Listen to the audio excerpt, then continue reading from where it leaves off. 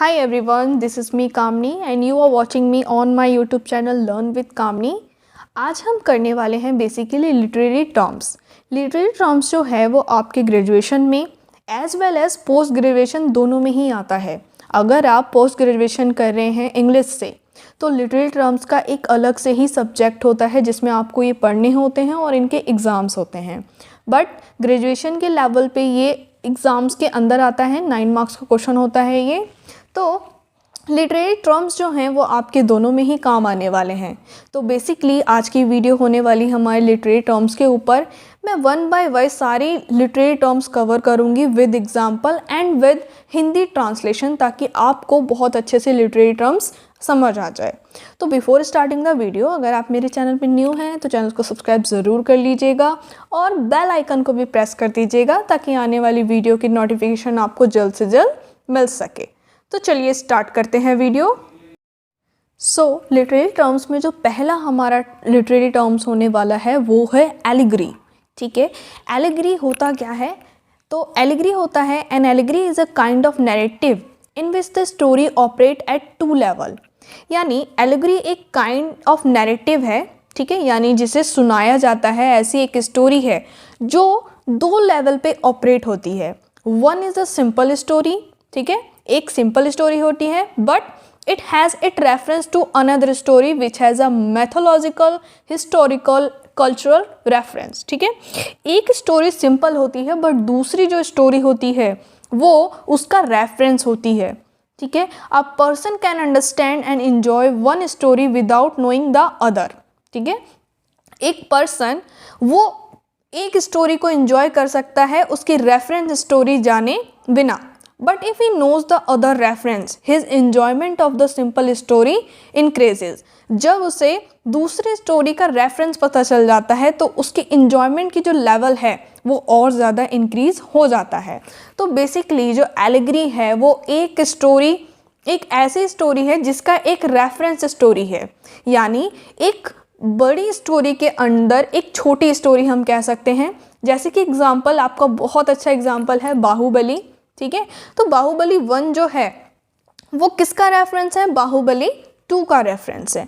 ठीक है, तो वही उसमें क्या कहा गया है? एलिगरी का यूज़ किया गया है, यानी एक स्टोरी जो है वो रेफरेंस है अनदर स्टोरी की। ठीक है, तो इसे कहते हैं हम allegory. So our next is alliteration. Alliteration होता है, in alliteration the initial sound is neighboring word are repeated, the repetition creates a poetic effect. Okay, alliteration also means the repeating of same letter at the beginning of word following each other immediately or at short interval। ठीक है, यानी जो हमारा alliteration है उसका मतलब ये है रिपीटिशन ऑफ लेटर, ठीक है, थोड़े थोड़े इंटरवल पे, ठीक है, जो इमिडिएटली एक दूसरे को रिपीट कर रहे हैं या छोटे छोटे शॉर्ट इंटरवल्स पे एक दूसरे को रिपीट कर रहे हैं। For example, sweet smell of success. अब स्वीट एस, ठीक है, एस से शुरू हो रहा है, स्मेल भी और सक्सेस भी। अब यहाँ पे स्वीट और स्मेल तो इमिडिएटली एक दूसरे को रिपीट कर रहे हैं, बट सक्सेस क्या कर रहा है? एक छोटे से इंटरवल के बाद रिपीट कर रहा है। ठीक है, तो बेसिकली जो एलिट्रेशन है वो रिपीटिशन ऑफ वर्ड है, रिपीटिशन ऑफ सेम लेटर। इसी तरह a dime, a dozen, bigger and better, jump for joy. ठीक है, तो इसी को हम कहते हैं alliteration. Allusion. Allusion, it's a brief reference to a person, event or a place, real, fictitious or to a work of art, casual reference to a famous historical or literary figures or event. An allusion may be drawn from history, geography, literature and religion। ठीक है, यानी allusion का मतलब है, जैसे हमने allegory में पढ़ा था कि स्टोरी दूसरे स्टोरी का रेफरेंस होती है, यहाँ पे हम रेफरेंस देते हैं किसी भी पर्सन, इवेंट, प्लेस, रियल और फिक्शियस और वर्क ऑफ आर्ट को। ठीक है, आपने बहुत बार एग्जाम्पल में सुना होगा कि जैसे कुछ बुरा होता है, यानी कोई बुरा इंसान होता है, उसको हम रावण का नाम दे देते हैं। तो हम क्या कर रहे हैं कि हिस्ट्री, ज्योग्राफी और लिटरेचर, मतलब अपने हिस्ट्री से उठा के उसका एग्जाम्पल दे रहे हैं अपने प्रेजेंट के किसी भी उस कैरेक्टर को जो मैच करता है हमारे हिस्ट्री में। ठीक है, तो एल्यूजन होता है कि हम किसी भी पर्सन, इवेंट, प्लेस, किसी भी चीज़ को किससे रेफरेंस करें? अपने पास्ट की हिस्ट्री से, ज्योग्राफी से, लिटरेचर से या रिलीजन से। ठीक है। सो नेक्स्ट है हमारा ख्याली पुलाव यानी कि imagery. Usually it is a thought that imagery makes us of particular word that create visual representation of ideas in our mind. The word imagery is associated with the mental picture. In short, it is a picture made of word. ठीक है, क्या होती है ये? एक ऐसी picture जो बनी हुई है वर्ड्स से। ठीक है, यानी कि हमारे माइंड में जो एक ऐसी पिक्चर बनती है जो वर्ड्स से बन जाती है, जैसे कि हम कुछ भी सोच लेते हैं उसकी एक पिक्चर बन जाती है, तो वो होता है इमेजरी। ठीक है, ये एक विजुअल क्रिएट कर लेता है हमारे माइंड में। ठीक है, तो इसीलिए मैंने इसका नाम दिया था ख्याली पुलाव। अब आप इसे कभी नहीं भूलेंगे कि इमेजरी का मतलब क्या होता है, ख्याली पुलाव। So next is metaphor and simile. ठीक है, सो a metaphor and a simile both are comparison between unlike things, but there is a difference in their uses. In simile, the comparison is made using word like or similar to etc.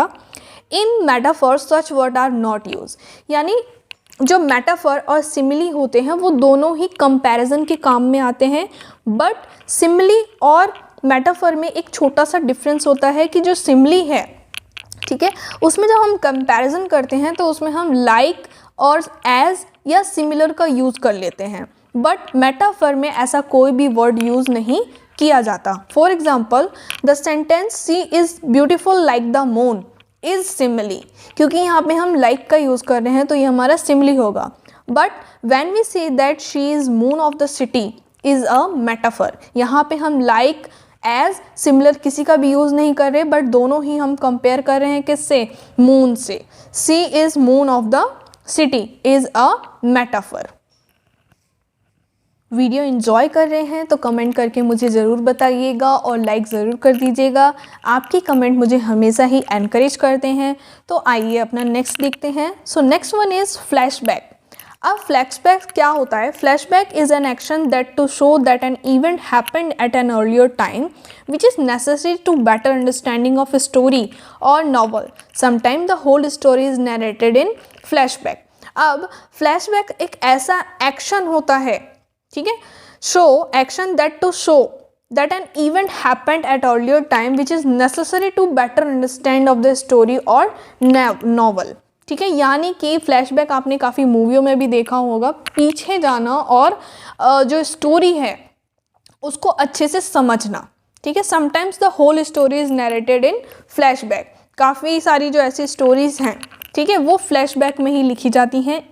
ठीक है, सो flashback होता है पीछे जाके, यानी अपने past में हुए इवेंट को समझना, अंडरस्टैंड करना, बेटर अंडरस्टैंडिंग के लिए अपने पास्ट में जाना, ठीक है, या पास्ट की बातों में रिलेट करना।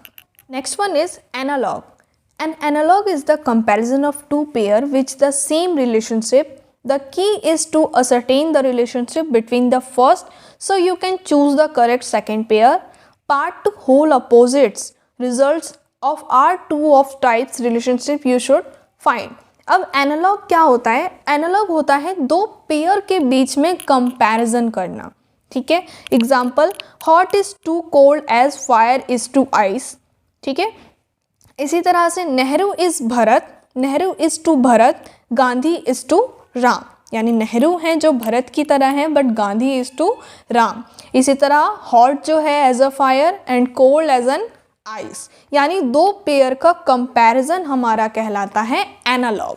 ठीक है, so that's all for today. बाकी के जो हम लिटरेरी टर्म्स हैं वो नेक्स्ट वीडियो में कवर करेंगे, क्योंकि अगर आप एक साथ सारे पढ़ने बैठ जाएंगे तो आपके माइंड से सारा ही कुछ टाइम बाद इरेज हो जाएगा।